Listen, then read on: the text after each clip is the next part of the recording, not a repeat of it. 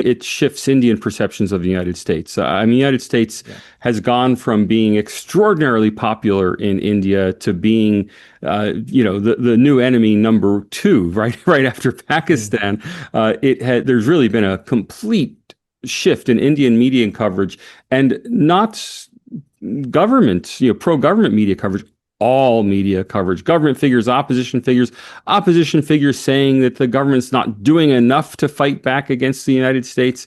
It really has completely shifted the narrative about the United States in India. And I think from the White House perspective, I just don't think Donald Trump cares.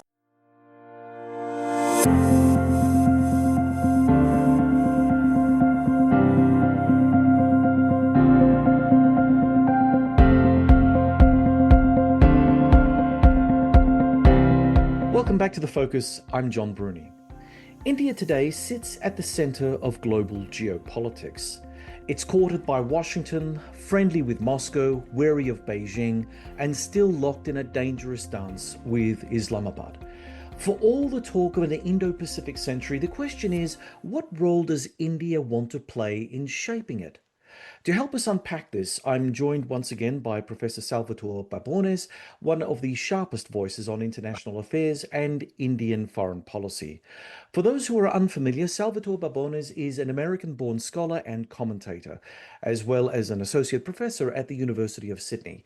He's known for his sharp takes on global politics and India's role in the world, breaking down complex issues clearly and engagingly. Salvatore, welcome back to The Focus. Oh, thanks. It's great to be here. Salvatore, what did you make of Modi's appearance at the 2025 Shanghai Cooperation Organization about a month ago now? Did this summit with Modi, Xi, and Putin together signal shifting alliances or just Modi's displeasure with Trump? What's funny is that from an Indian standpoint, it's absolutely routine. India is a member of the Shanghai Cooperation Organization, mainly at Russia's invitation. China wanted Pakistan as a member, and China and Russia kind of manage the SCO between them. Each time one country gets a friend in, the other country insists on having one of its friend in to maintain the balance. So India certainly has no particular friendship or warmth with China. Yet the meeting was in China, and the heads of state attend the meetings. So although Indian heads of state, or I'm sorry, heads of government have attended multiple meetings of the Shanghai Cooperation Organization in the past, it's only because somebody was watching this time that it was interpreted as a snub for the United States or cozying up to China. But from an Indian standpoint, this wasn't an optional attendance issue. This was a routine matter. India is a member of multiple organizations and refuses to be tied down by what the West might consider desirable or politically correct.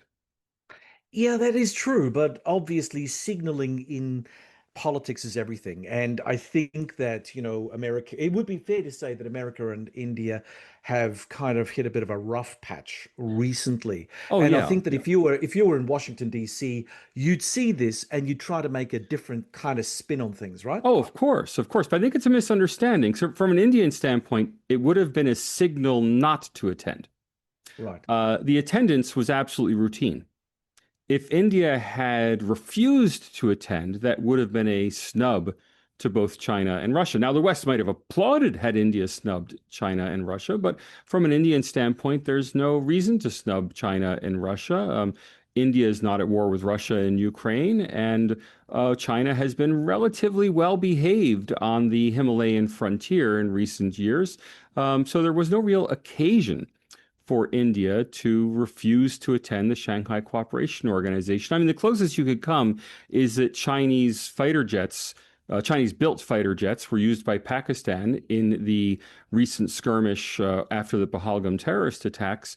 But American F-16s were used by Pakistan too. So, Yeah. that's hardly a reason not to go to China. Hmm.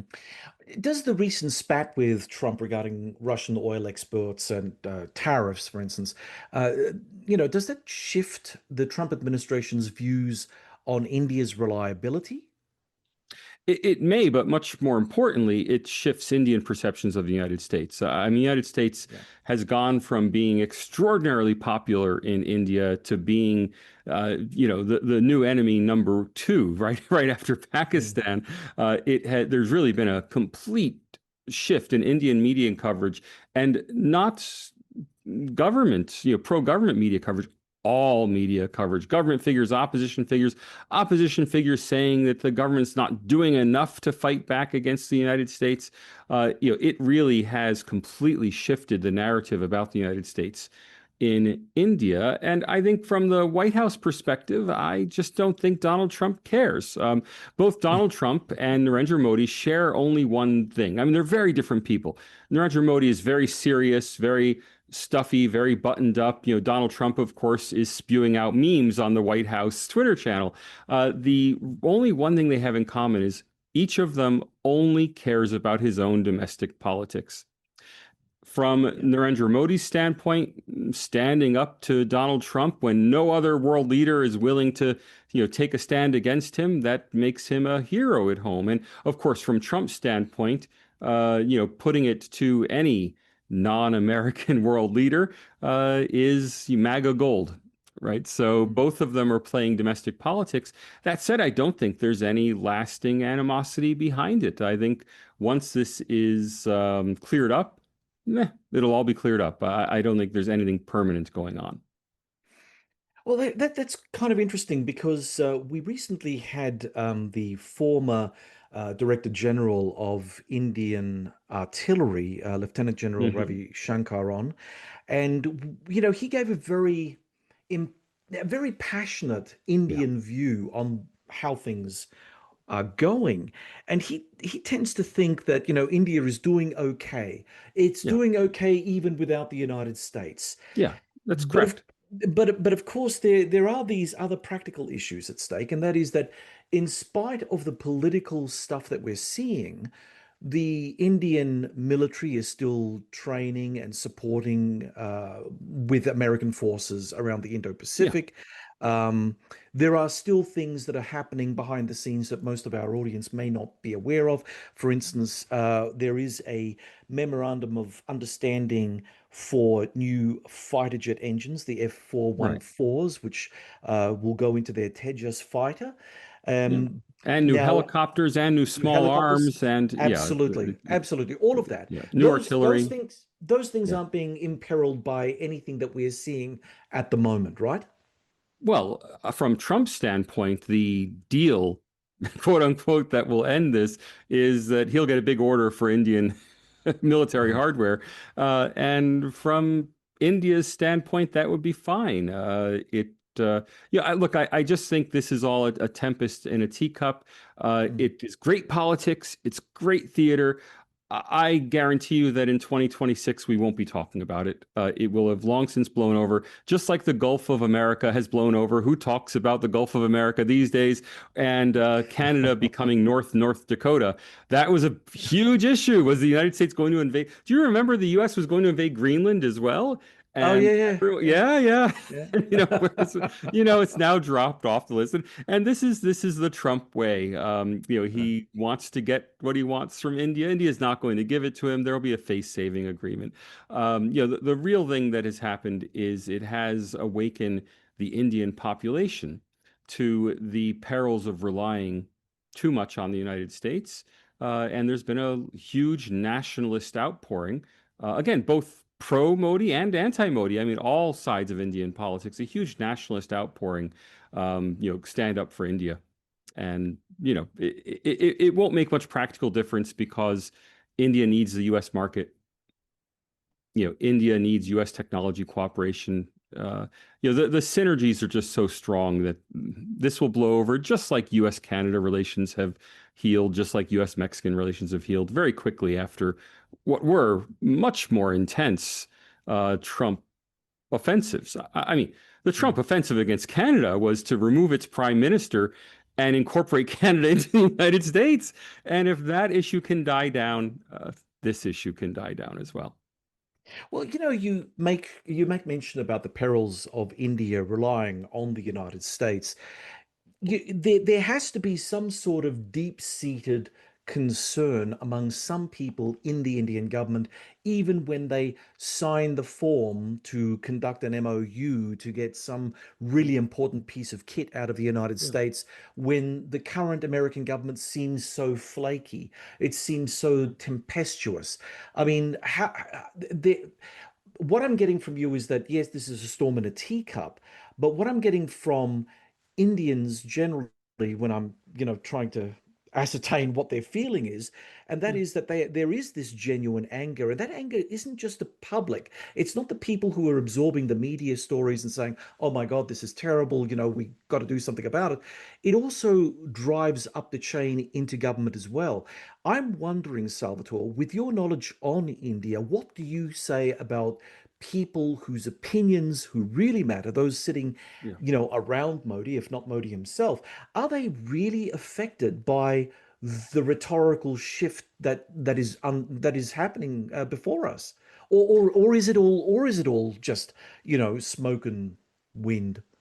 The anger is temporary, the wariness is permanent. And that wariness Mm, predates Donald Trump. There was a lot of fear that the true. Biden administration would put human rights sanctions on India. And Eric Garcetti, the Biden era ambassador to US ambassador to India, was very controversial because he had in the past called for sanctions on India due to what he perceived as human rights transgressions in India. And so it's not just a Trump thing, it's a US thing. The fear that the US would not be an all-weather reliable partner. And that fear is well justified. The US, I mean, I'm an American. I don't take any particular pride in saying this, but the fact is the U.S. is not a reliable all-weather partner. The United States is has political interests, not just interests. I mean, I'm not even a foreign policy realist about this. The United States has many political constituencies that want different things, and it's a democracy. And in a democracy, people tend to get what they want, at least when it comes to relations with foreign countries. So India, when it views Russia as a potential supplier, thinks if I pay cash to Russia, I'm going to get the goods. Assuming that there's manufacturing capacity, assuming Russia doesn't get caught in the Ukraine war where it needs the goods itself. But in general, Russia is a cash and carry supplier. Now, not just Russia.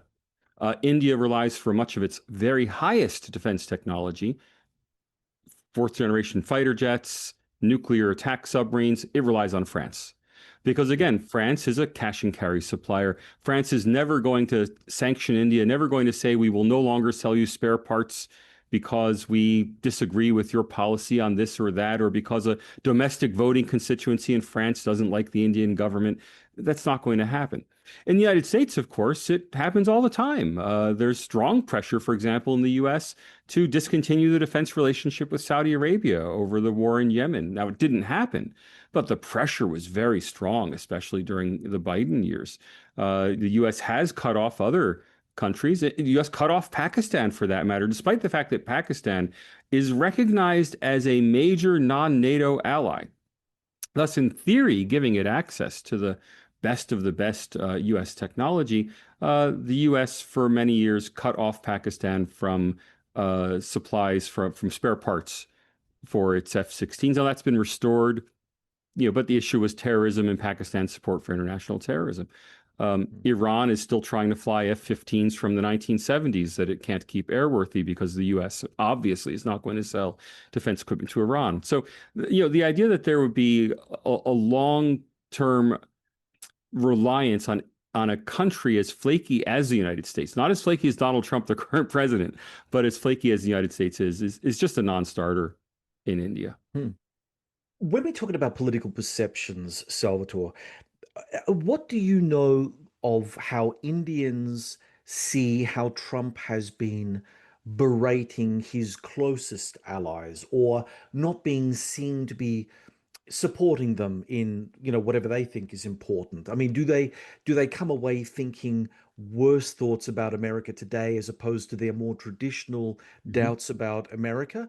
Is there Oh yeah. something fundamentally different about how India sees America today as opposed to, say, the Biden administration, the Bush administration, the Obama administration? What is that difference? I really want to get to the nub of Oh, this. the the Hindu internet has now come to see the United States, not just Donald Trump, but the United States in general, is thoroughly anti-Hindu, full of anti-Hindu discrimination.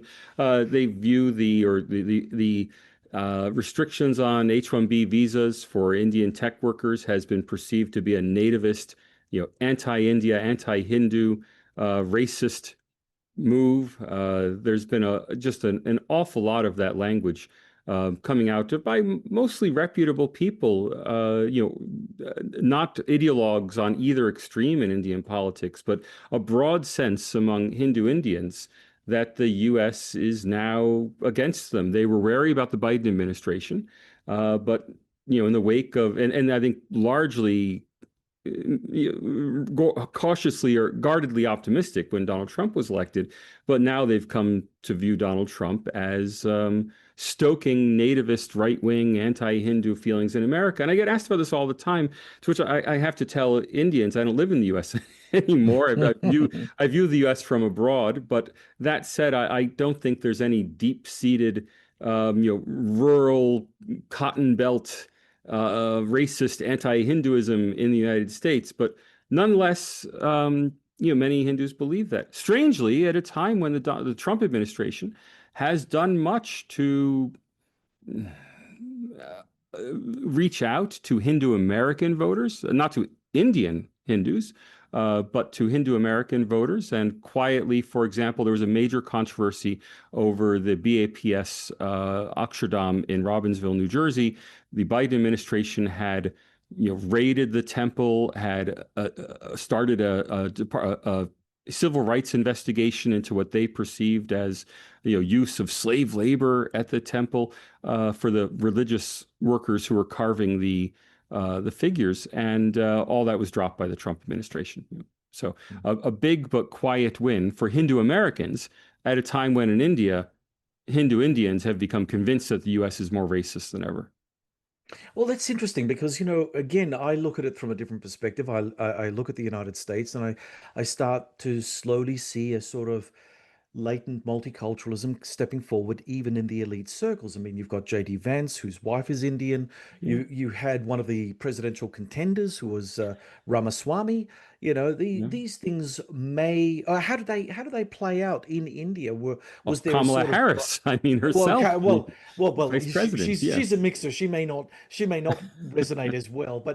Again, when you see people that have ties, blood ties back to India in the American political elite, does that fill India with any degree of confidence that things are moving up for them because they have reach into the White House because people aren't seeing Hindus or Uh, Indians as scary? I don't know. Yeah, not particularly because Hindu Americans and Indian Americans in general. But here, first I should explain in the diaspora, Hindu Indians tend to overwhelmingly identify as Indian in the diaspora, whereas Muslim Indians in the diaspora tend to overwhelmingly identify as Muslim. That is, they cohabit, socialize with, join organizations that are not primarily Indian organizations, but are primarily Muslim organizations. So the success of Hindu Americans in the United States has come with a degree of, yeah, yeah, I don't want to say Schadenfreude. It's not that. It's a sense that the people who have made it in America are people who've turned their backs on India.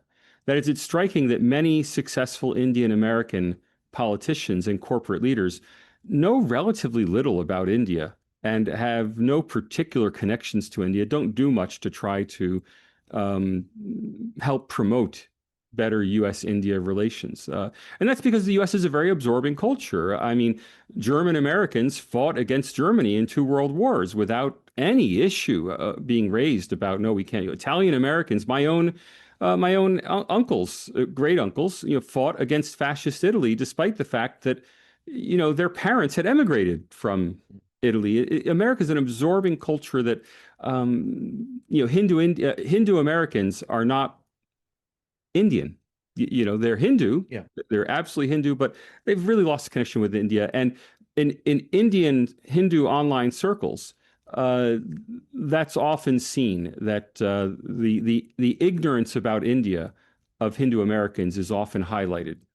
in their online discourses. Turning on to more practical matters, matters regarding energy. Um, Ukrainian military strikes against Russian refineries have clearly undermined Russia's ability to supply oil to India.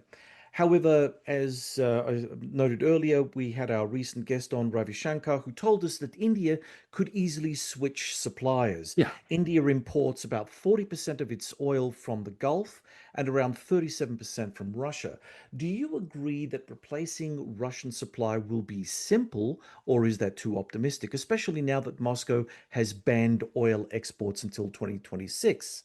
Yeah, he's right. It's not an issue at all. India has been taking advantage of low-cost Russian oil simply because it was legal under Right. UN sanctions. I mean, and I should stress to viewers, India has been complying with the US sponsored anti-Russia sanctions. Those sanctions were designed to lower the maximum price that Russia could obtain for its oil overseas, and that oil is on the international market. And Yep. India, like China, has simply been buying it up. There's no real risk for India's energy security because, unknown to much of the world, India's number one export is refined petroleum. Mm. India is a major refining center for petroleum that then goes back to the Persian Gulf, but more of it goes to Southeast Asia. So tankers arrive in India with this Russian oil, it gets refined, and then it's re-exported as refined petroleum products. If that export industry is hurt to some extent by a reduction in, or by an increase in the average price of the oil that it purchases, well, that's a commercial issue. They've been making hay for 2 years, and now they're going to go back to normal business operations. But there's no issue for India's own domestic energy supply because India is a massive refined petroleum exporter. So any reduction would simply be a reduction in India's exports, not a reduction in oil supply to the Indian economy. So basically, what we're seeing at the moment will not cause Indian citizens to freak out because of rising petrol prices or inflation. That's not on the cards, right?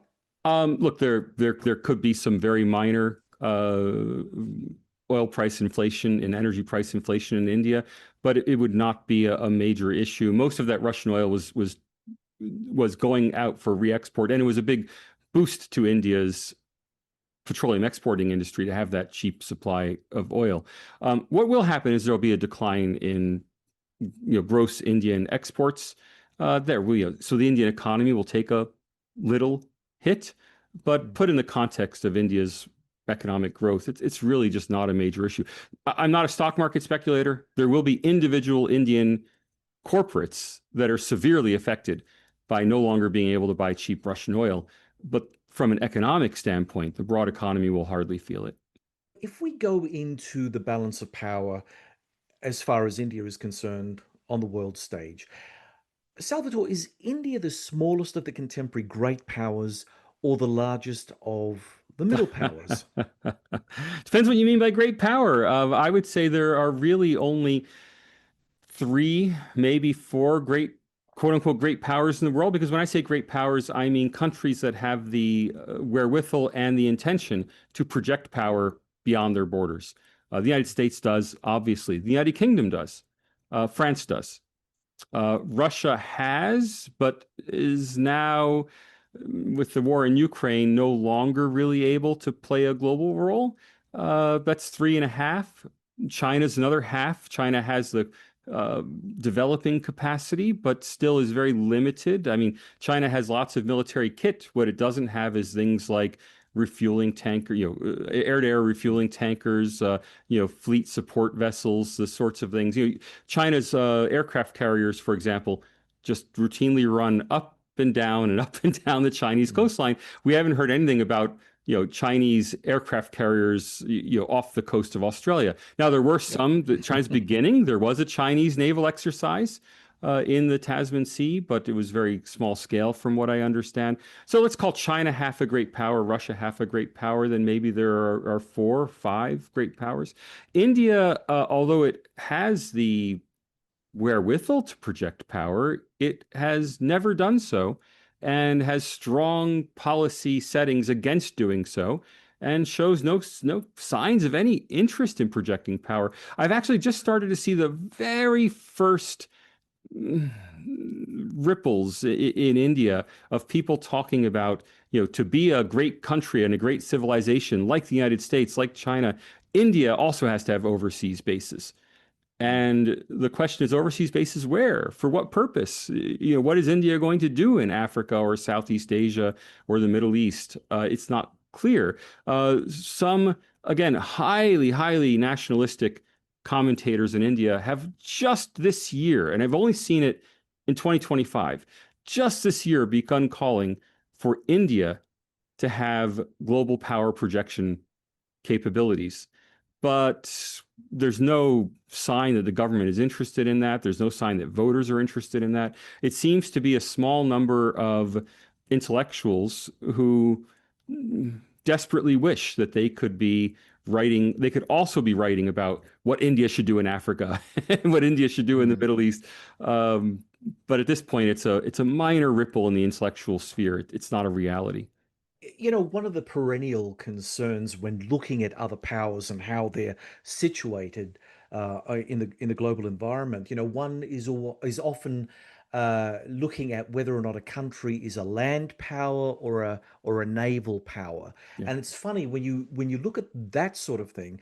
And you look at the United States, the United States was a continental land Yeah. power until it wasn't. It made Yeah. the decision to become a Till maritime power. 1917. Yeah. Exactly, exactly. And really that was just accelerated through Yeah. World War World War II. II. Yeah. Obviously. So then we have, China, which is again traditionally considered a land power. It had its high time in the 1440s where Admiral Zhang He had the treasure fleet, and that traveled as far as a then contemporary wooden fleet could travel, and it was spectacular. But again, the threat posed by the Mongols Yeah. meant that the Chinese court decided to, create walls, and so, the fleet Yeah. was burnt, and they built walls, just like a certain contemporary power seems to be doing right now. Oh no, I better not say that. But but anyway, you know what I'm getting at. So with India, then, if we transpose all of that to India, what is India as a power? Is it a land power? It's got a huge army, but its navy is not without some limited form of power projection. It's got a couple of aircraft carriers. Right. It's a relatively well balanced fleet, and it's certainly much larger than what Australia could field. So, what is India as a power? First, the aircraft carriers. India has aircraft carriers as a matter of national pride, not as a matter of naval strategy. And I think smart Indian strategists are aware of that and view the aircraft carriers as an expensive boondoggle that India. Well, I'm serious. And there's discourse No, on no, this in India that yeah, that unless India wants to project power in the Red Sea, yeah. it doesn't need aircraft carriers. But there's a narrative that a strong country has aircraft carriers. After all, China has them, and if China has them, India should have them. And so it has aircraft carriers. But beyond the aircraft carriers, it really doesn't have any tools of power projection. There's no bases abroad. It hasn't, developed its military footprint to have any, or its military capacity to have any power projection uh, capabilities. And there's no appetite for that in India. There's not even appetite in India for seizing back land that was taken by China in its 1960 62. two. Thank you. I was about to say 61, 62 invasion of India. There's always some talk about attacking Pakistan in the wake of the Pahalgam terrorist attacks, where Pakistan supported terrorists, murdered several dozen people in Indian-controlled Kashmir. There were talks that India should invade Pakistan-occupied Kashmir and take it back. Not that it necessarily was ever in India to begin with, but that's considered kind of crazy talk in India. And beyond Pakistan, Nepal, Bhutan, China, Myanmar, Bangladesh, beyond this immediate border zone, um, there's no interest in India in projecting power any further. I mean, we could imagine India becoming a global sea power. After all, I expect that the Indian economy will overtake the Chinese economy sometime around 2040 or in the early 2040s.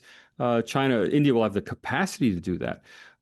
But without a massive change in culture, there's just no appetite for it. I mean, I've just haven't seen any interest, and I state this categorically, among Indians, Indian intellectuals, and Indian commentators to get involved in the affairs of other countries.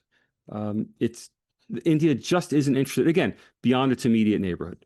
And its military is definitely designed to operate in India's immediate neighborhood, not to project abroad. Okay, so Ravi Shankar was saying to us that he considers that Pakistan and China are not two different threats to India. They are one threat. Yeah. Do you agree with that assessment? The the better metaphor is the cat's paw Right. metaphor. China arms Pakistan to keep India busy. Mm. But there are no signs of meaningful defense cooperation between China and Pakistan. The clashes that occur on the Pakistan frontier are not timed to coincide with clashes on the China frontier. There's been no, there's just no evidence of real coordination. There's lots of talk about it. I mean, China always talks about Pakistan as its closest ally, as close as lips and teeth is the metaphor they love to use. But there are no signs of it. China has put a lot of money into Pakistan. It's put a lot of military equipment into Pakistan, but mainly to keep India busy, I think, more than out of any actual realistic cooperation. Mm. So, when we talk about the balance of power generally in the region, one thing that you and I haven't spoken about, and I'd like to get your view on, and that is recent talks about Pakistan and Saudi Arabia doing closer military to military cooperation. Yeah, Now, many, many years ago, and you might recall exactly when, but I can't right now, but many, many years ago, there was talk that if ever Saudi Arabia wanted to go nuclear, they could just basically deliver a bunch of brown paper bags of money yeah. to Islamabad, and they would be able to get a nuclear weapon out of Pakistan.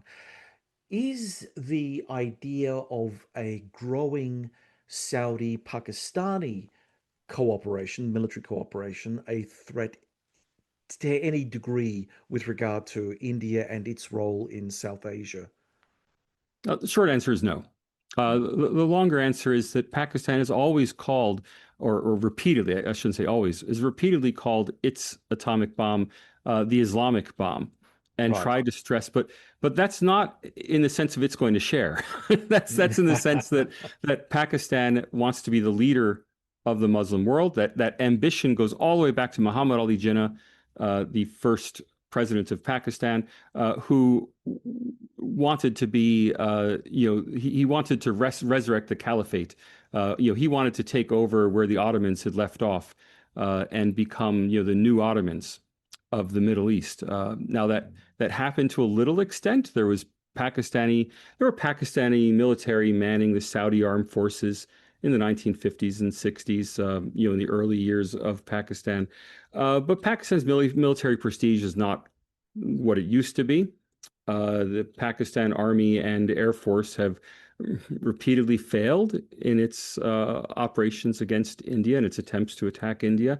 Uh, and on top of all that, Saudi Arabia, despite its recent rhetoric to try to bring China in, bring Pakistan in. That's all just to get closer ties with the U.S. Whenever Saudi Arabia feels it's not getting what it wants from the U.S., it can invite China to come on a diplomatic visit. But practically speaking, Saudi Arabia is an American vassal state, and no, Pakistan is not going to become a local military hegemon. It just doesn't have the economic strength to do it. Now, could it sell Saudi Arabia nuclear technology? I don't know. I'm not a specialist in that area. If it ever got sufficiently desperate for money, I suppose it's a possibility. But I think Pakistan would much rather be the boss in any relationship with Saudi Arabia, and I don't think Saudis are likely to allow that ever to happen. Pakistan's never going to be the top dog in relations with Saudi Arabia, and that's the only basis on which Pakistan would make such an arrangement.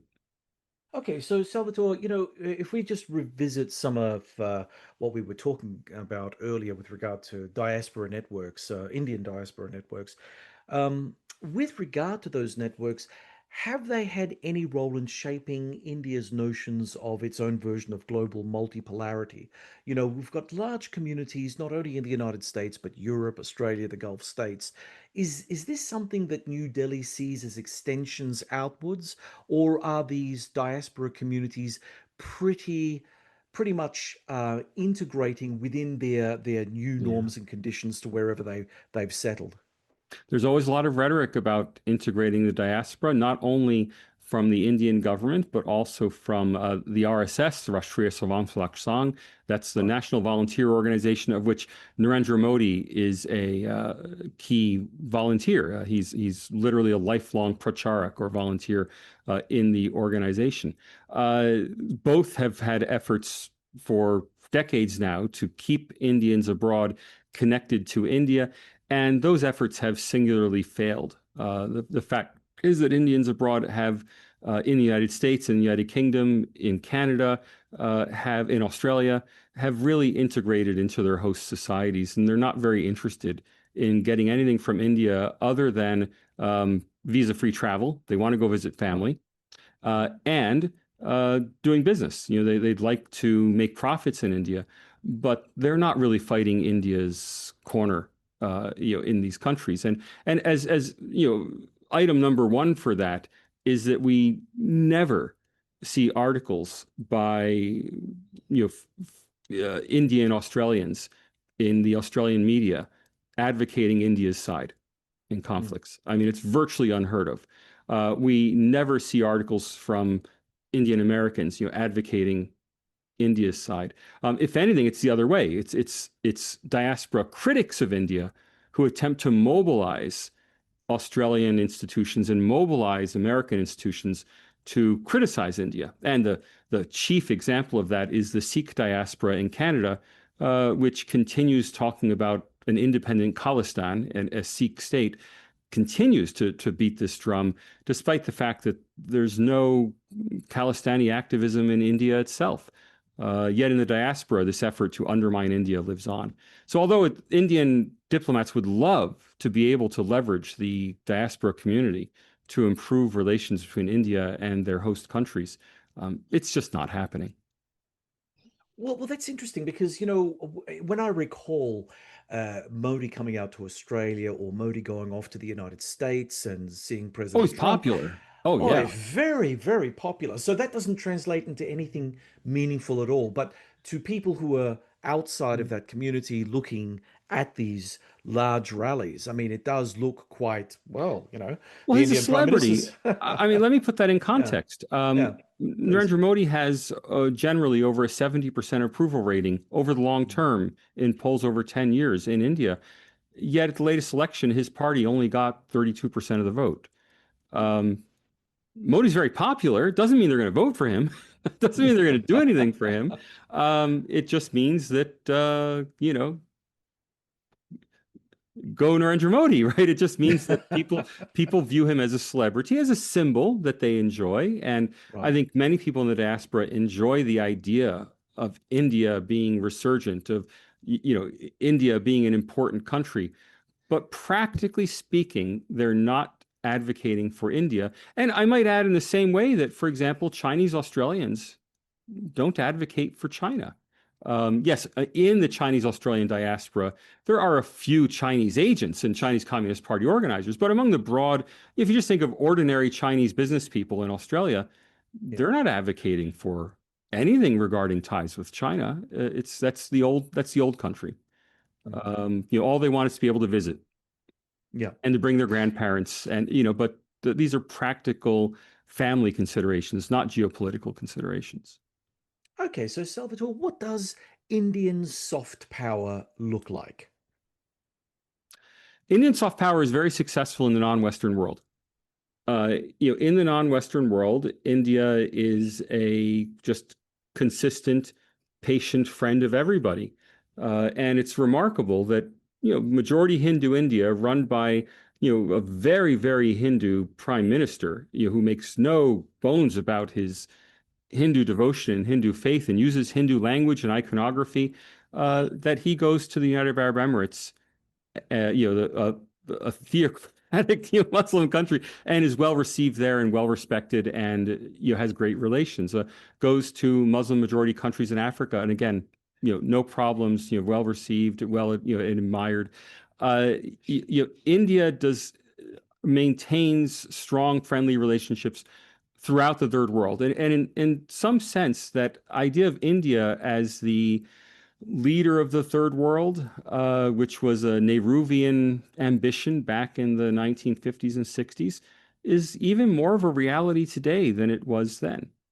On the other hand, India has been singularly unsuccessful in promoting its soft power in the developed world, where anti-India rhetoric, some of it clearly funded by China, some of it clearly funded by Qatar and the Muslim Brotherhood, some of it simply Indians abroad who want to mobilize the resources of their host countries to fight their battles back in India.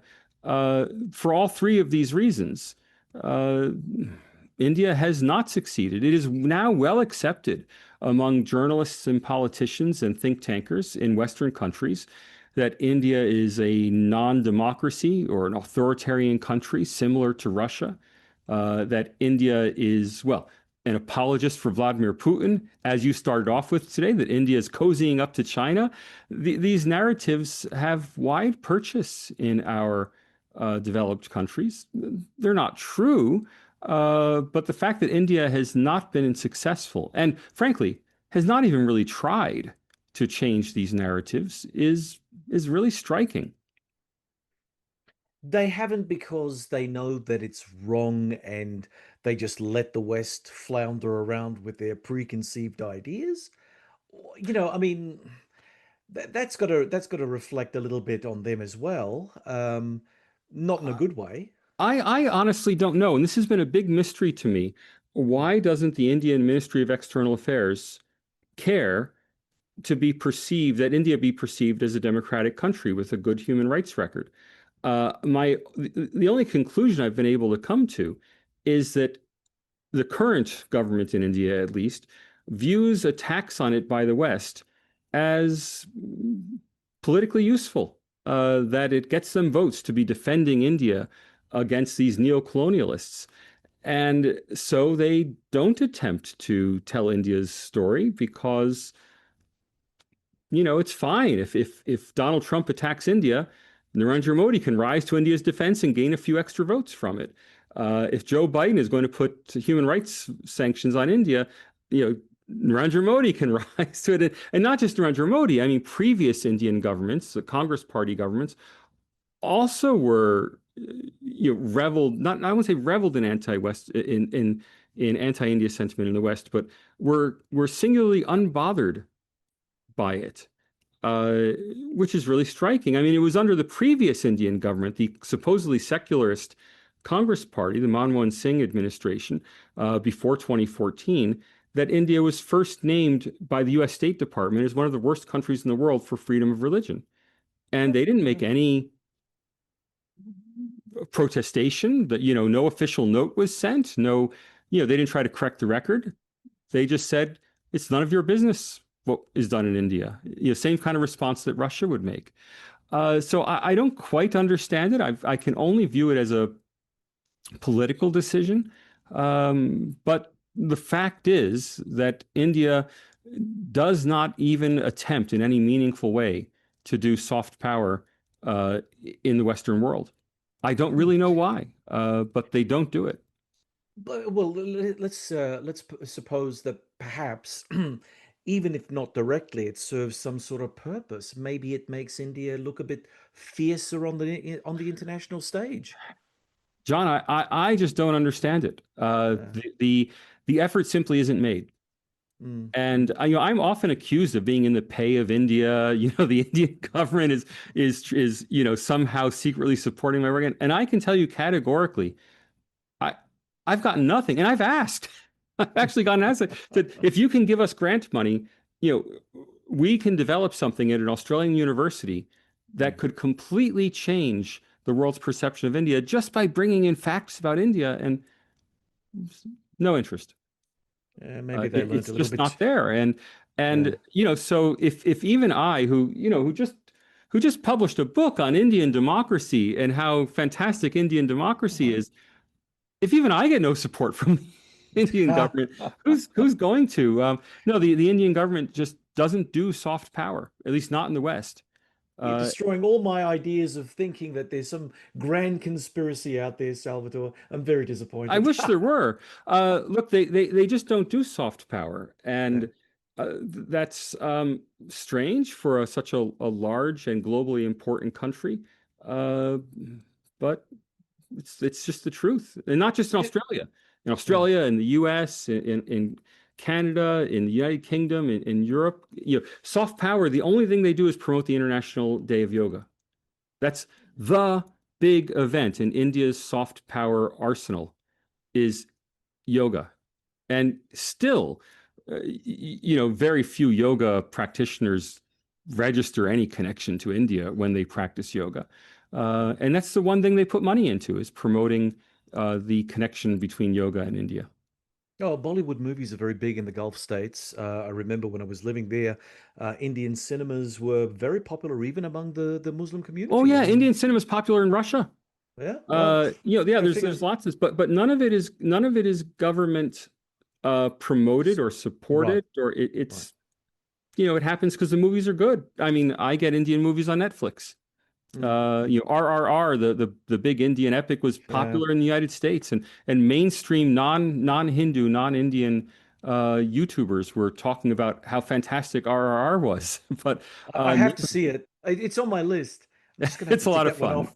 Yeah. It's very Indian. Yeah, yeah. It looks it from the shorts for sure.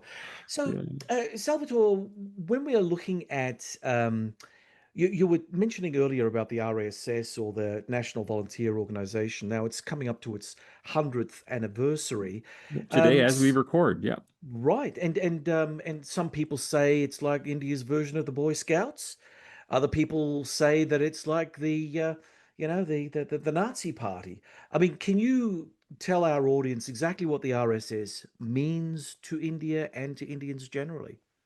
The RSS, the Rashtriya Swayam Savak Sangh, sorry, I can't say it either. It I'm glad you is, said it though. no, I trip up over. I don't speak Hindi. I should be clear. I study India as a statistician and a sociologist, not as a cultural expert. The RSS is India's largest civil society organization with something like around 8 million members, but it depends what a member is. Whether someone attending an event is a member is difficult to say. Uh, Narendra Modi, notably, is a pracharak, or I think that the best translation of that would be activist, which means is to say he's devoted his whole life to the Right. RSS. Mhm.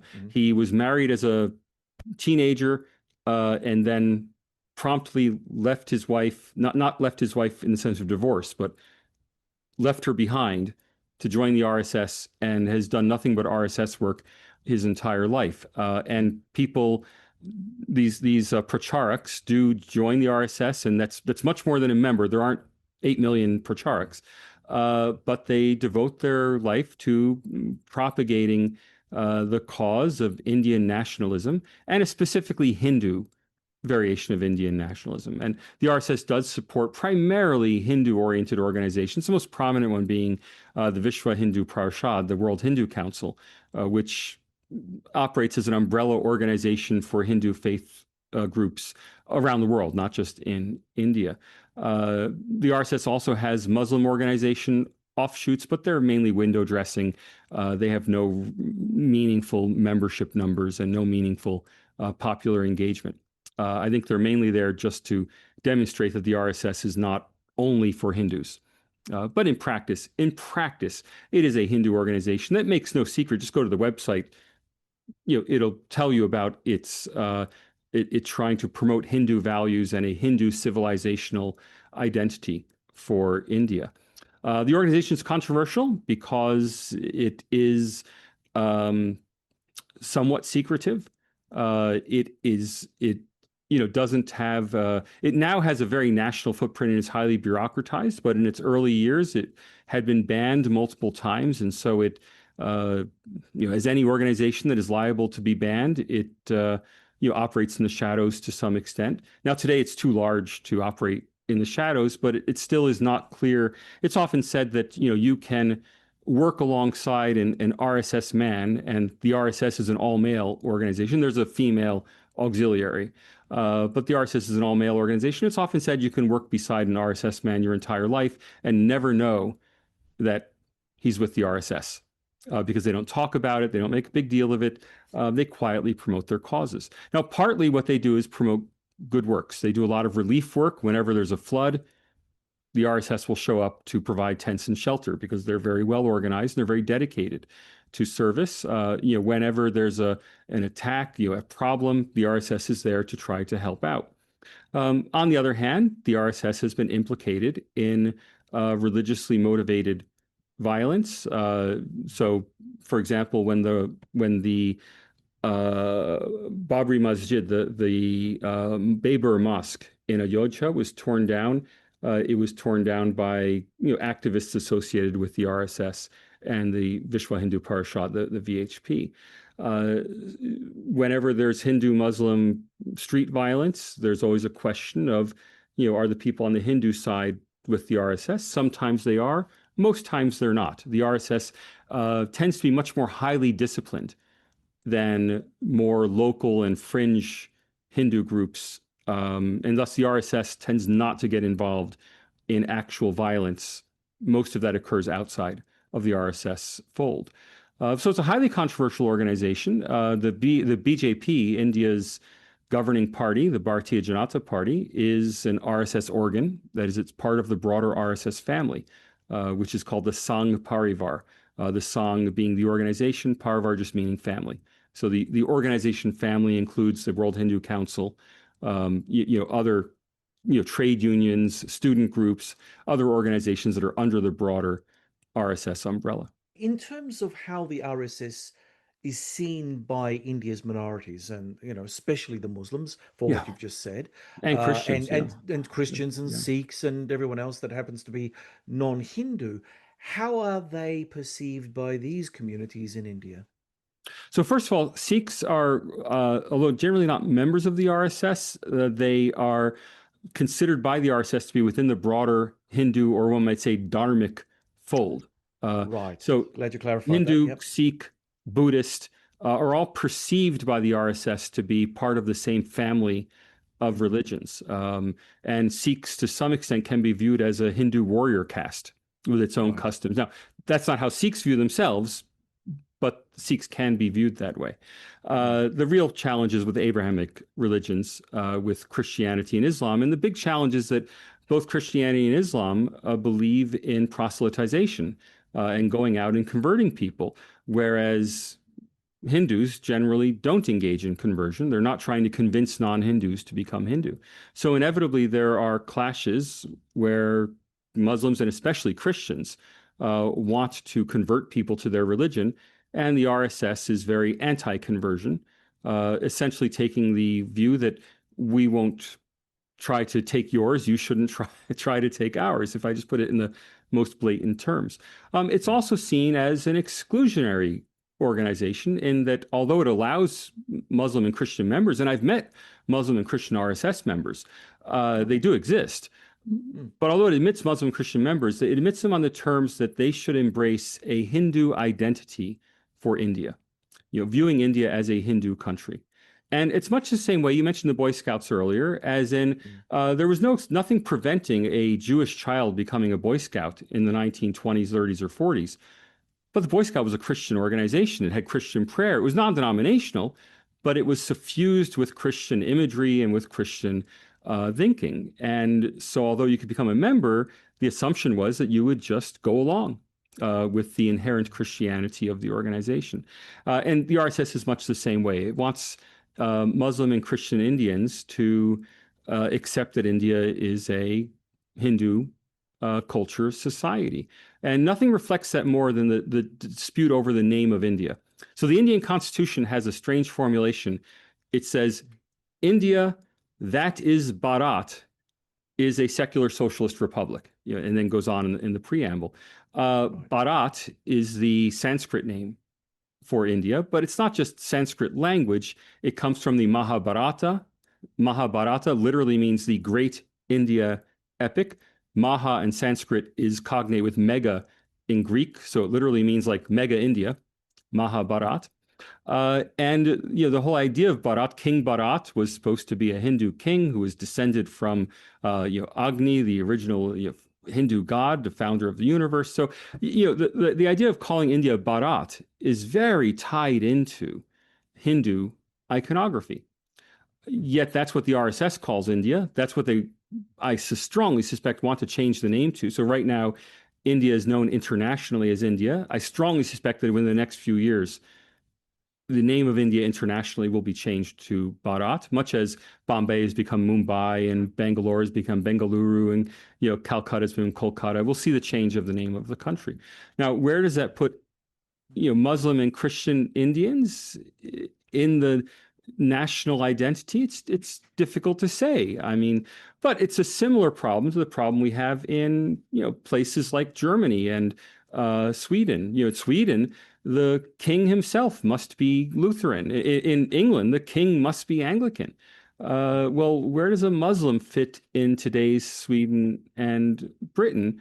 Well, we kind of view that as well. It's just symbolic. It doesn't matter. In India, where religion is much more a part of daily life, uh, it matters, and so it creates an exclusionary sense of the Indian identity. How does that fit in with India's notion of democracy, though? I mean, we talk about inclusion here in the West. We always have this moral superiority about what we are and who we are and how we Yeah, treat our fellow citizens, irrespective of where they come from, irrespective of the color of the skin, so on and so forth. In India, it's a democracy, it is. but it's a multi-sectarian democracy. And so, therefore, how does the religiosity and the democracy It's a fit challenge. together? Yeah. Non-Hindus have absolutely full civil rights in India. There's never been any issue around that.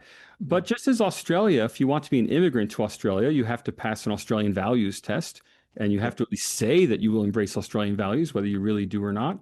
In India, that same kind of logic is being applied again by political parties, not by the government itself. There's no moral test for being an Indian citizen, and there's no danger of non-Hindu Indians being expelled from the country. There's nothing. I don't want to overstate the case. However, the turn towards Hindu imagery among a governing, and not just the governing party, the opposition party in India, the Indian National Congress, has had much the same transition in its use of language and its use of iconography. The Indian opposition leader, uh, Rahul Gandhi, recently did a march around India, an India Freedom March, but he called it by its Sanskritized name, the Bharat Joda Yatra. So he didn't, Yatra is a Hindu pilgrimage.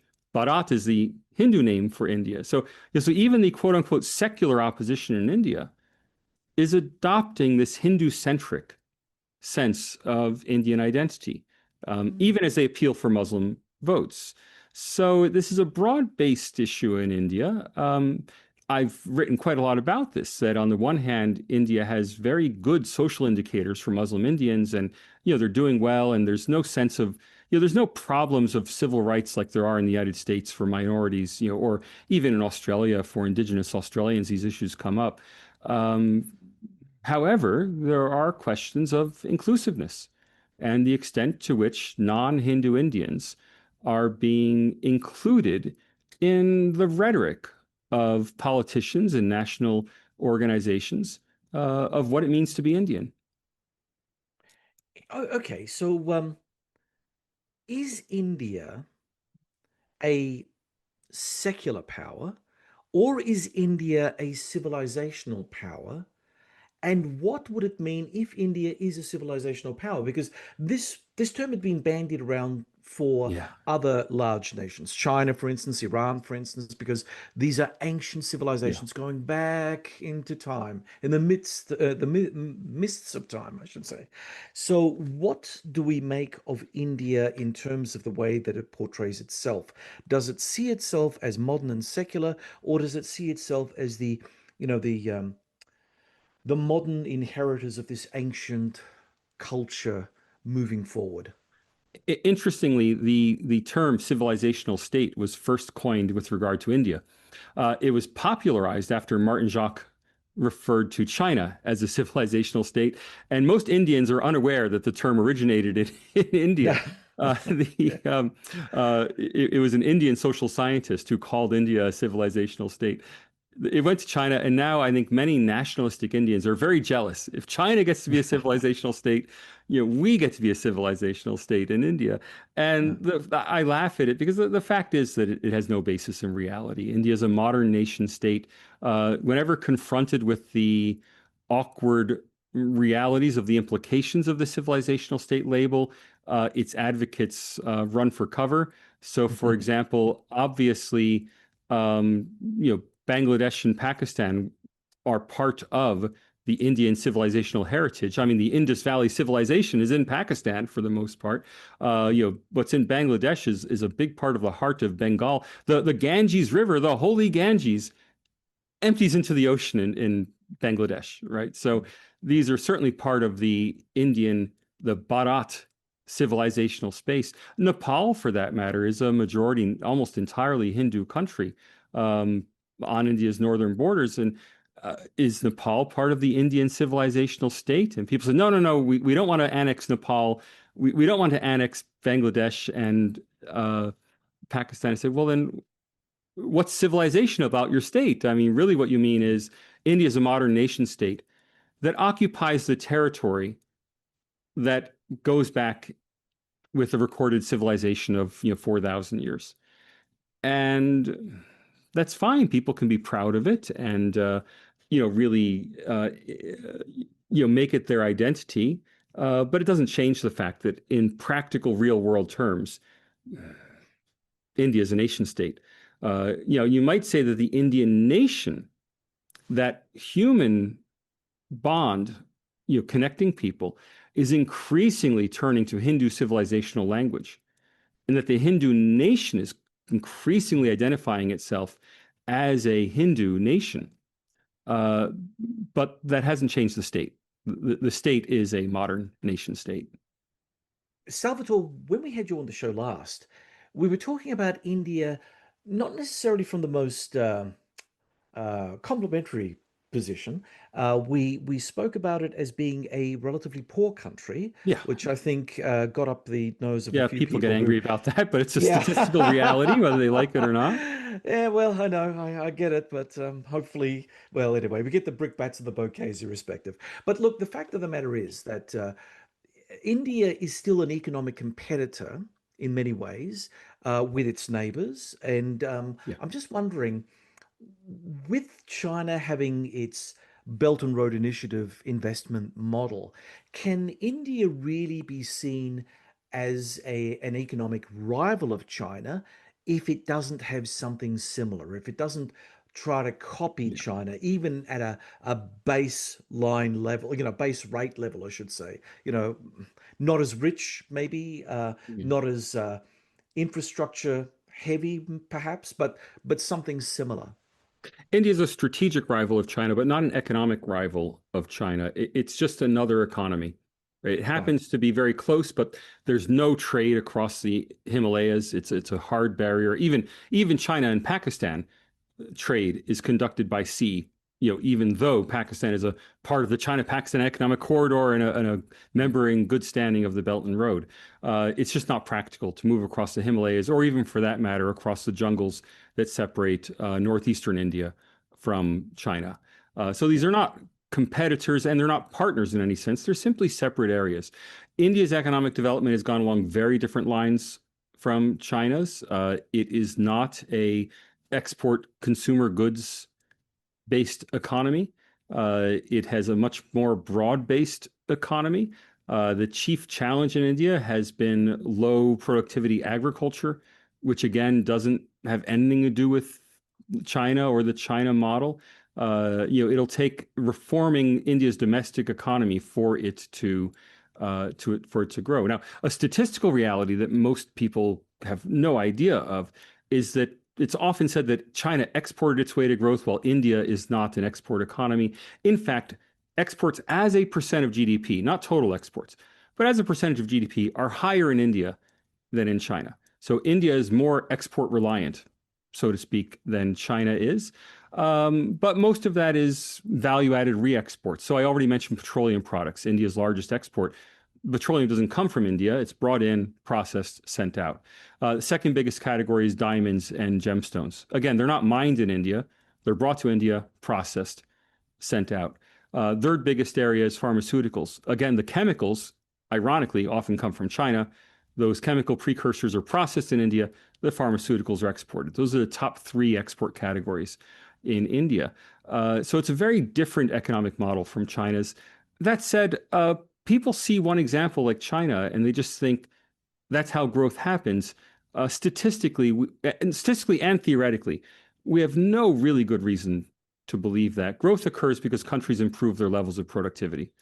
Some countries have done that while exporting. So in China, the communist administered parts of the economy remain the lowest productivity parts of the economy. Things like the oil industry, the steel industry, all of the larger the military industry, manufacturing, military industry, all of these, well, military equipment manufacturing, yeah, yeah. all of these heavy industry parts of China are incredibly unproductive.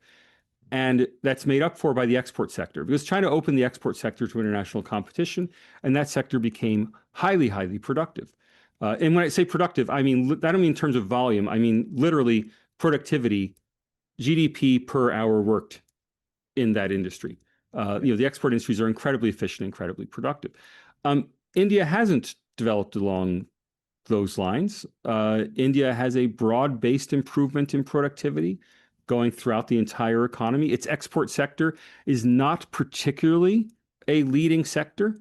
Again, it's large in percentage terms, but it's not the most productive area. The most productive area of the Indian economy is likely the IT sector. IT exports get a lot of publicity in the West, but they don't actually amount to a large amount in total aggregate terms. So India's broad-based productivity growth is a different model of economic growth than opening up one sector to international competition, as China did.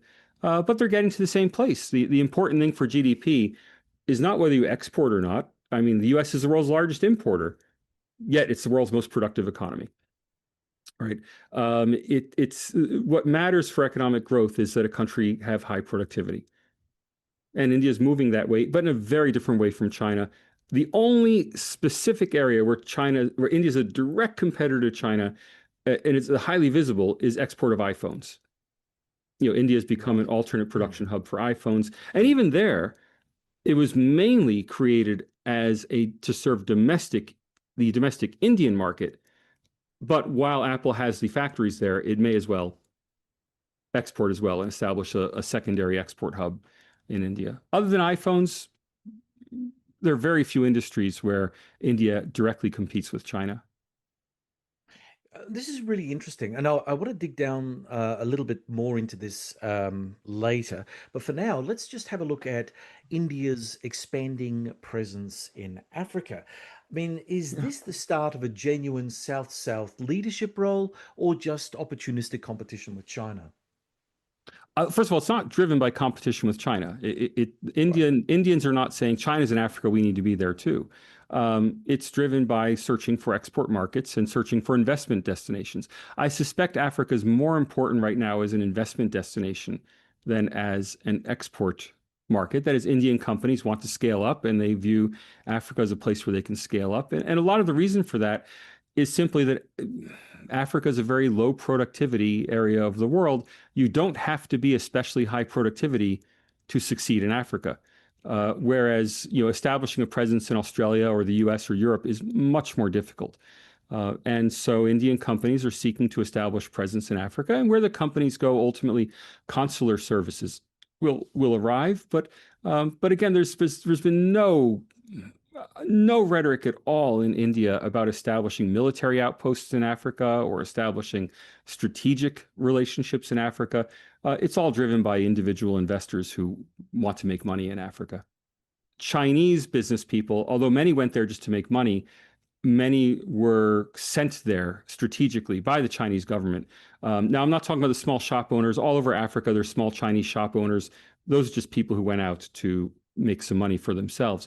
But the big industries, China getting involved in African rail, getting involved in construction projects in Africa, in infrastructure projects, building power plants, that was very much the government of China wanting to subsidize industrial activities in Africa in order to create a strategic competition with the United States. There's no talk in India whatsoever about strategically competing in Africa by sending Indian industry to work there. You're listening to the Focus Podcast. I'm John Bruni. If you find value in these deep dives into global affairs, please hit subscribe, leave us a review, and share this episode with your networks. It's the simplest way to support independent analysis. Now back to our conversation with Professor Salvatore Babones.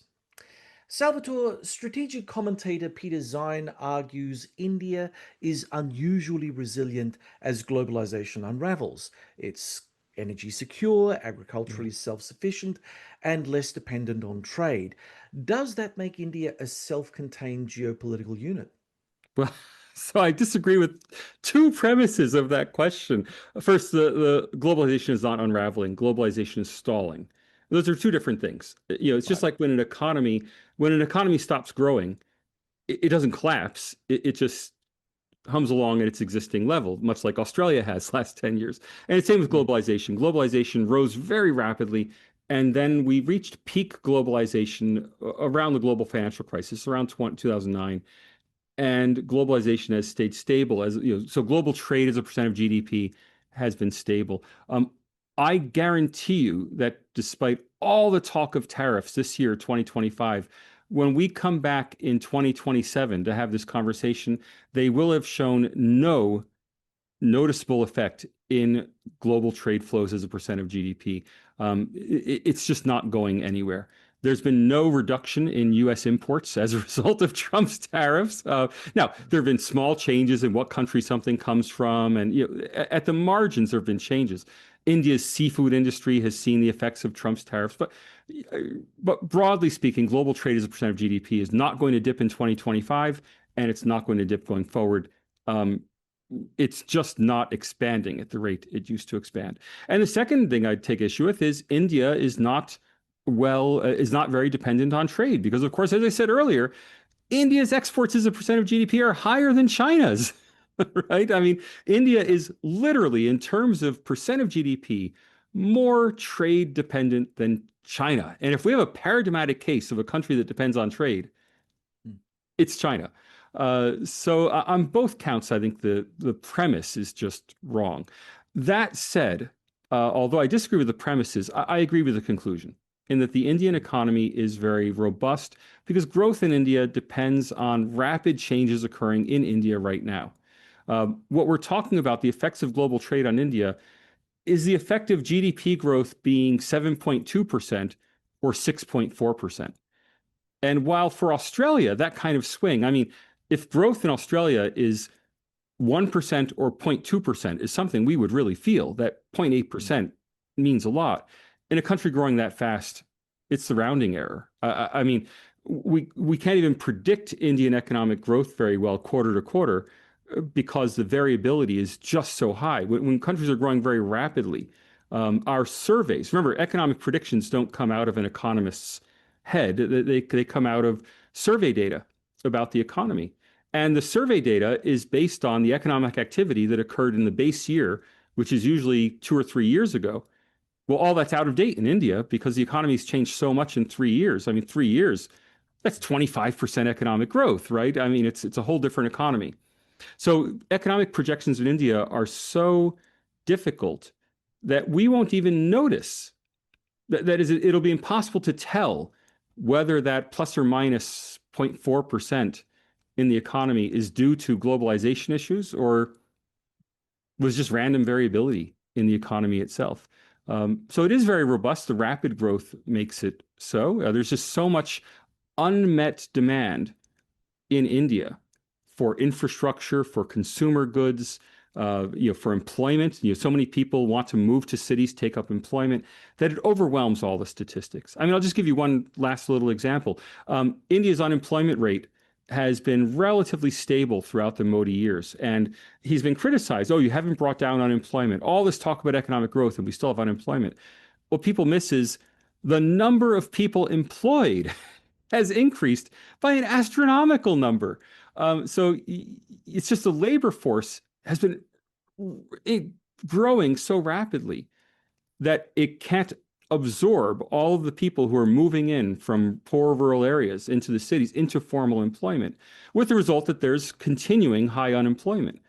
But that's not the same people. That's people who are coming in and they take 3 months to find a job in these rapidly growing cities. It's not that there's a high number of people who are permanently unemployed. So the economy is just so dynamic that whether globalization, booms or busts for a few years, really won't make much difference in India.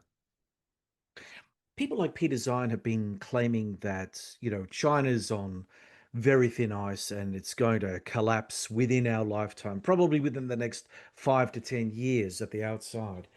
Now, if I those have been hearing that since the early 2000s. I'll just so have I, but I'm using Peter Zeihan as my whipping boy right now yeah, because, a lot of people get their information from him. He's a very big YouTuber, great strategic commentator on so many different, aspects. But I think that sometimes it's important to go back to what the talking points are to then unpick them. sure, sure.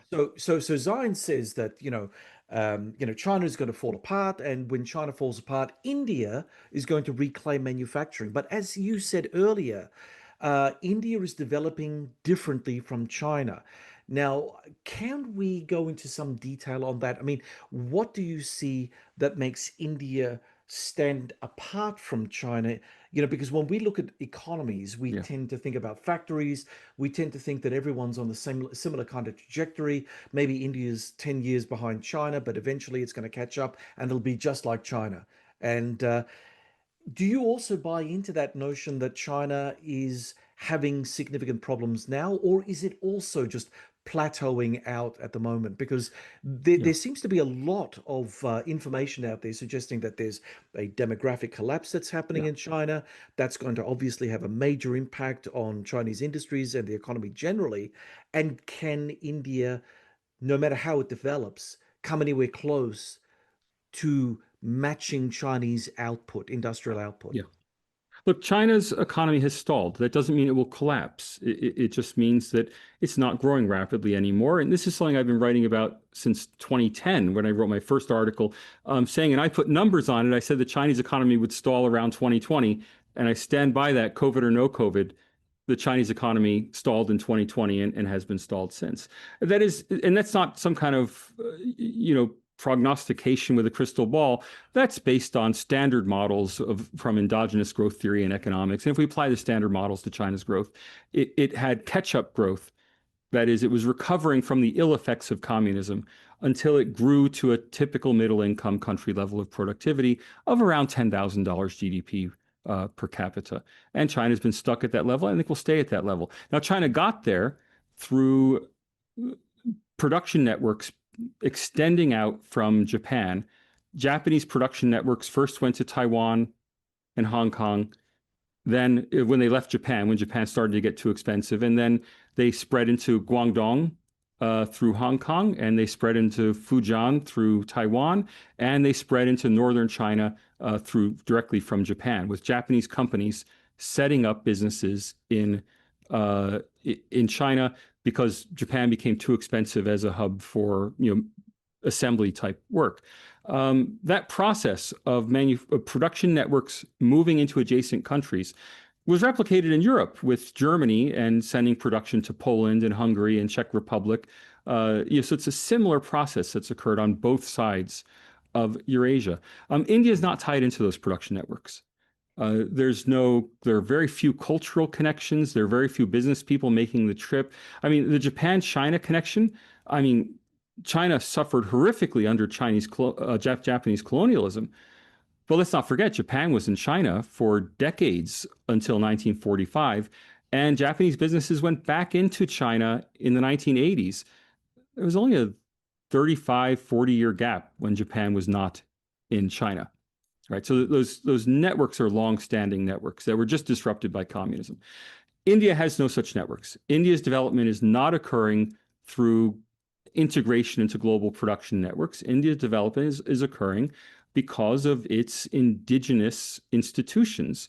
And I give people the example of education. So India is famous for its IITs and IIS, the Indian Institutes of Technology and the Indian Institute of Science, a collection of a dozen schools around India that turn out some of the world's best engineers and scientists. Well, India right now has a GDP per capita on a par with the African continent. India right now has a population that's only slightly larger than that of the African continent. How many IITs are there in Africa? Is the world scrambling to hire African engineers? Or is there an H-1B visa program in California to bring African engineers in Silicon Valley? No. So India has this incredibly educated engineering workforce, yet its GDP per capita is still stuck at African levels.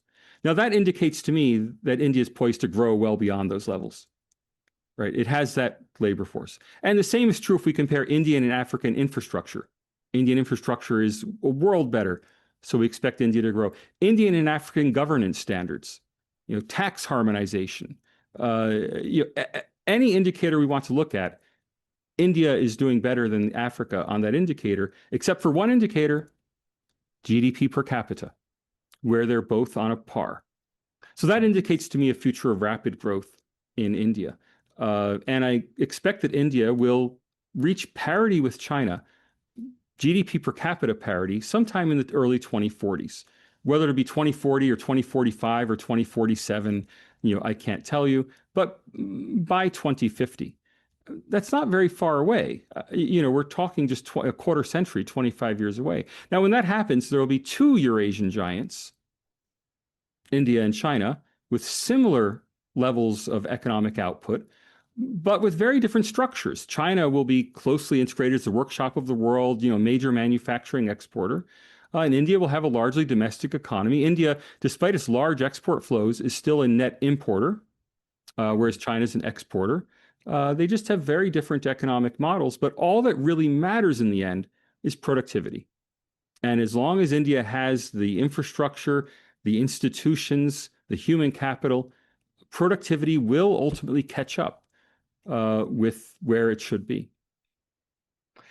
How does that work from a demographic perspective? Because, as I mentioned earlier, the emphasis for most geopolitical analysts now seems to be we're hitting a demographic uh, cliff, effectively, Yeah, right? So all societies, China, even India, just a little slower, are except for the African continent, we're all going to age much yeah, faster. And that's going to have an effect, a knock on effect on how many young people will enter the workforce. And so, therefore, over time, we're going to be seeing a contraction of the market because there's just not enough people to produce goods yeah, at the same quantities. Now, of course, people will be saying, especially those people who like science fiction, they will be saying robots will take over. Now, that may be true, although as the supply chain situation currently seems to be bearing out, robots take a globalized supply chain to function correctly. But if there are any disruptions to that, yeah. you're not going to have your robot economy. They're not going to come in and replace people. So how does this all look, by 2040? Well, depending how you define a robot, robots have been replacing people for 300 years now. And the more robots replace people, the more productive we will become. But the real issue here is not the size of the population.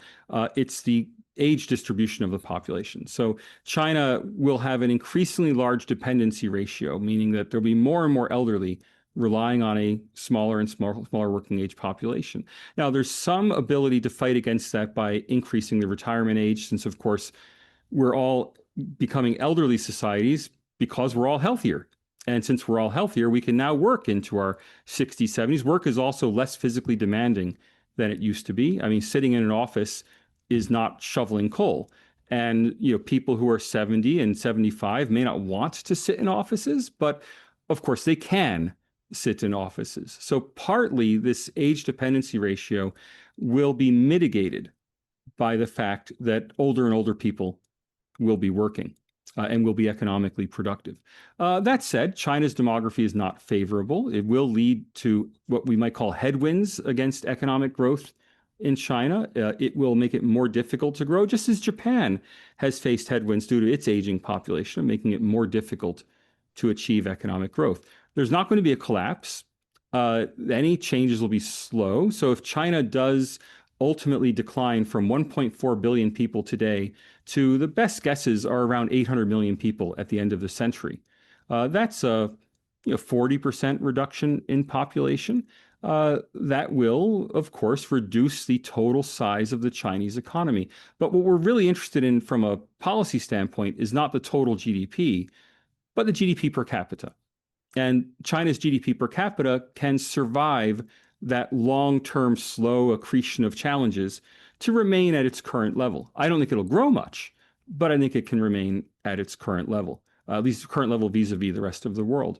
India has very favorable demographics. It currently has a fertility rate around 2.05. It depends which source you want to look at, but between 2 and 2.1.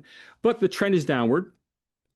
So right now, India has a replacement level of fertility. It will, in the next 20 years, tip over into demographic decline as well, but it's more favorably positioned than China, certainly, or for any of the East Asian countries, which means that it will have a longer lead time before it has to deal with these problems of an aging population.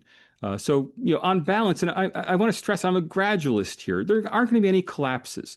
On balance, India will find it easier to grow for the next 50 years. China will find it harder to grow for the next 50 years.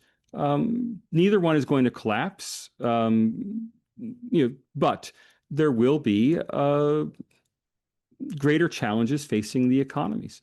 Now, the global economy will become smaller overall as rich countries experience demographic decline, balanced by economic growth. Now, whether the GDP per capita growth will compensate for the demographic decline, it'll probably balance. I mean, the global background level of GDP growth, just based on technological improvement for the last 160 years that we've been able to measure it, is around 2% per year. The economy just grows at 2% per year due to improvements in technology. Will the demographic decline outweigh that? Well, it might put a 1% per year headwind on it, so that total GDP only grows at 1%, even though GDP per capita grows at 2%. The world will survive that. Now, of course, if you extend it out forever, humanity will disappear. But within our lifetime, you will remember when we were children, when we were being told population growth was exponential and we were going to run out of resources. Because and if you extend any trend forever, you end up in trouble.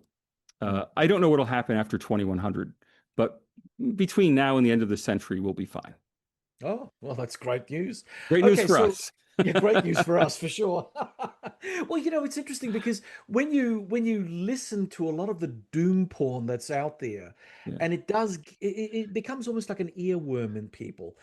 Even for skeptics like us, we may not want to believe it, or we may not even believe it. There may be countervailing evidence to suggest a totally different environment, but that constant niggling in the back of one's head, you have to wonder, is this real? What is real? Look, John, How's it gonna? this is why the doomsayers are on Joe Rogan and I'm on John Bruni, Ah, because amen, Salvatore. John Bruni and I are having a reasonable discussion about actual factual events in the real world, and that's just not as sexy or popular. Look, China expert David Shambaugh wrote a book, and I think it was 2004, talking about the coming breakup of China, how China was going to disintegrate into, I think, six countries or something. Guangdong was going to become independent. And Yeah, yeah, he yeah, is yeah. still giving lectures, paid lectures around the world on the basis of his fame from this book. So And you if just it think, bleeds, it leads, Salvatore. if it bleeds, it leads. Right, Absolutely. And these right. doomsaying predictions are very popular. Mm, They're the key. If I wanted to become a really popular global public intellectual, I would be the merchant of doom, and I'd marshal all the statistics to try to support that. But the yeah. fact is, a fair and balanced look at the statistics doesn't indicate any immediate catastrophe ahead. It's just like with global warming. Is it, and sorry to take the podcast completely astray, but is it a good idea to burn all the fossil fuels laid down over 100 million years in the course of 1,000 years? Yeah, it's probably a bad idea. Um, are we all going to be underwater this century? No. Is the Earth going to become Mm, unlivable in this century? No. mm, Are we even going to know? No. I mean, so the catastrophists get all the um, make all the running, and the anti-global warming activists, make a lot of noise. The fact is, we should probably just, be cautious, monitor things, keep on an even keel. mm. And the same is true for all of these economic and demographic statistics. There are It's interesting. things to be worried about, but they're not things to Yeah. be alarmed about. Just going back onto the whole green thing, Salvatore, for a moment. I mean, what was it in 2019? I went to New Delhi for a conference. And I have to say, I absolutely loved my time there. I mean, the way that the Indians look after their national monuments, like the Taj Mahal or, the Red Fort in Agra, oh my God, it was just amazing. It was truly amazing. But the one thing that got to me in the end was the quality of the air. Yeah, Come day five, I yeah, was, and it's not in still a and good. it's still catastrophic. So what does a country like India do to improve the conditions of its people from an ecological standpoint? Because, I mean, look, a healthy economy really depends on the health of your workforce. And if you're all choking to death on really Yeah, foul air, that's not it's going to help you. what happens is its economy, its GDP per capita doubles, and it starts to invest to improve it. India being a democracy, India is already addressing the issue. That is the concern. The complaints about air quality are very prominent in the national newspapers. The government is very aware that people care about this. Efforts are now starting, have started actually several years ago, to improve air quality, particularly in Delhi, but also in the rest of India. Now, that's starting now in India at $2,500 GDP per capita. Similar efforts didn't start in China until $5,000 GDP per capita because China's a communist country, it can do what it wants. Yeah. It doesn't care about popular opinion. So I'm very hopeful for India on this. The fact is that these problems are easy to solve. It just requires, and they're not even expensive to solve. It just requires the political will to solve them. So the number one cause of air pollution in Delhi right now is construction dust. And construction Yes. dust doesn't require high-tech, expensive solutions. It just requires you put down a tarp over your sand pile. That's sort of intervention. You water down. Yeah, You you always see water it down. Yeah. construction is being watered down. So Mm, these are easy to solve, and so you could get a quick win with lots of improvement. You just have to have the political interest in doing it. It's not even expensive. mm, But India is a relatively poor country. Um, Efficient people are a scarce resource. So the Prime Minister's office in India has monopolized the control of the most effective public servants, pulled them into the Prime Minister, out of the departments, into the Prime yeah. Minister's office to focus on specific initiatives. And so, for example, the Clean India program to eliminate open defecation was wildly successful. And now virtually everybody in India has access to a toilet, and open Mm, defecation has ended as a mm, socially acceptable practice. It's just not done, and you'd be considered crazy in India, no matter how poor you are, if you mm, defecated in public. yeah. 100% electrification, again, big national priority. It's gotten done. Mm, The air pollution needs this kind of prime ministerial, we're going to focus on it, educate people, tell them what to do, make it happen. And that's happened to some extent. For example, one big national initiative was to end cooking over open flames. Now, this is something Right. that Beijing did. But Beijing didn't do this until I believe it was 2015, 2016, when they outlawed cooking on open flames and made everybody move to kerosene stoves. So, Hmm. Beijing was much richer than India when it made this transition. India made this transition before the last election. In fact, Narendra Modi was criticized for manipulating the vote by sending every woman in India, every poor woman in India got a kerosene stove and a framed picture of Narendra Modi saying, I've given you this stove. Subtext, please vote for me.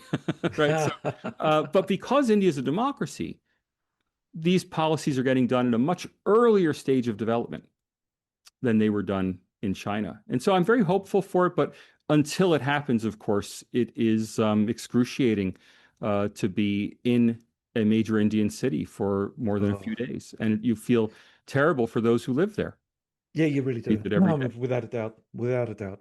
So, okay, so if we get back into the weeds of the economy, um, isn't there also a brain drain happening in India with top talent leaving for Silicon Valley? Well, I not mean, how anymore. much? Not anymore? Well, this is what Indian commentators have been saying that the greatest thing that Donald Trump did for India was put $100,000 price on the H-1B visa because it will end the brain Yeah, yeah, drain and all the Indian engineers will now start companies in India instead of going to Silicon Valley. So not anymore is just a joke. Yes, there is a yeah, major brain drain from India. And the two yeah. areas are medicine and technology. Yes, yes. And there's So, massive brain drain from India. does India have the local cash necessary to invest in their own talent? I mean, not at the same degree of, say, the United States, but enough for India to get by into the future, or is that Look, the capital is there, and we have strong evidence on economic growth that it's never capital constrained. The capital right? will always invest in a growing economy. Mm, The challenge is the market there, and if the market's yeah. there and there are profit opportunities to be made, the capital will come. Mm, That is the economic. When we do very careful studies of the direction of causality between growth and investment, growth leads investment and drags it in. Investment, having an excess pool of investment won't cause growth. It's a pushing on a string versus pulling on a string right. phenomenon. Uh, that said, human capital is a very distinctive kind of capital. Uh, in a world without such open immigration opportunities, my guess is that India would develop more rapidly because the human capital would be there in India. That's purely a guess. It's very difficult to do econometric studies of this sort of thing, but it Mhm. seems logical that being deprived of massive human capital can't be good for the Indian economy. Now there are efforts made to link the diaspora in, but the most people once they've joined the diaspora, their real goal is to develop their lives in their new homes, not to Yeah. go back. There's always a backflow, and we hear these stories in the press all the time about some Indian Intel engineer who went back to India, founded a company, and now would Mhm. never leave India because it's so magnificent to be back home. But these are rare examples. Mm. The main direction is one way. And Okay. it's even more true of medicine and medical Mm. doctors leaving India, a country that certainly has much greater use for those doctors than the Mm. receiving countries do. But the Indeed. rewards are just so great in Western countries that you can't blame people for wanting to seize them. Yeah, exactly right. Okay, so final question, Salvatore. I've got to say, I really enjoyed this conversation, and thank you very much for the time that you've devoted to the John Bruni podcast, not the Joe Rogan podcast. But that was great. Anyway, look, Trump's critics argue that democracy is at risk in the United States. Yeah. If Yeah. America can't model sustainability at home, why should India, the Dharma Democracy, or anyone else take the US seriously? Look, other people tell you democracy was in danger under Joe Biden, and it was in Yeah. danger under the first Trump administration. And then Barack Obama, remember, had a Oh, yeah. kill list. And oh, who was it? It was George Bush who maintained offshore torture centers. We can just go through it. It's Mm, democracy is not in danger in the United States. That said, the global narrative that democracy is endangered in the United States does reduce American prestige and to some extent influence in the world. That said, I'm not sure anyone ever was taking America's advice on these issues. mm. Certainly, civil society organizations in developing countries were very happy to take American money and to use it for their own purposes. So the National Endowment for Democracy and USAID and these organizations that pumped funds into civil society organizations, pro-American civil society organizations. But we have a long history that once these organizations attained power, they quickly forgot that they were supposed to be pro-American organizations. So, although I'm sympathetic to the thesis that these criticisms of the United States have reduced American prestige around the world, I'm not sure that it actually matters very much in a practical sense. Right, right. Okay, Salvatore, thanks for sharing your insights again on the focus. John, it's great to talk to you. Thank you. That was Associate Professor at the University of Sydney, Salvatore Babones. Okay, so as India navigates between Washington, Moscow, and Beijing while also reaching out to the Middle East, Africa, and the wider global south, it faces the ultimate test of whether it can turn opportunity into lasting influence. Whether India ends up as the smallest great power or the largest middle power, the choices it makes in this decade will shape not only its own destiny, but also the balance of the 21st century world.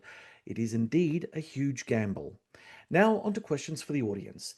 Is India really on the path to becoming a great power, or will its internal contradictions keep it stuck, as Peter Zion says, as a pocket power? Does India's reliance on Russian energy strengthen its global hand, or make it dangerously vulnerable to Moscow's leverage or lack thereof? In a world of fractured alliances and rising nationalism, can India credibly lead the global south without itself sliding into narrow identity politics? Let us know in the comment section below. If you enjoyed this podcast, please subscribe to our YouTube channel. It's a free way to support us. You can also subscribe to the podcast on the Ozcast network, iTunes, and Spotify, where we'd appreciate your 5-star reviews. Do you have comments or questions about the podcast? Post them in the comments section on YouTube, and I'll do my best to respond to as many as I can. My thanks as ever to the producers of The Focus, Neil Smart and Lynn Sear. Please stay connected with us on social media. Follow me on X at Bruni Doctor and follow The Focus on X at @thefocus_sage. And don't forget Blue Sky on thefocuspodadl.bsky.social. From Adelaide, South Australia, you've been listening to The Focus.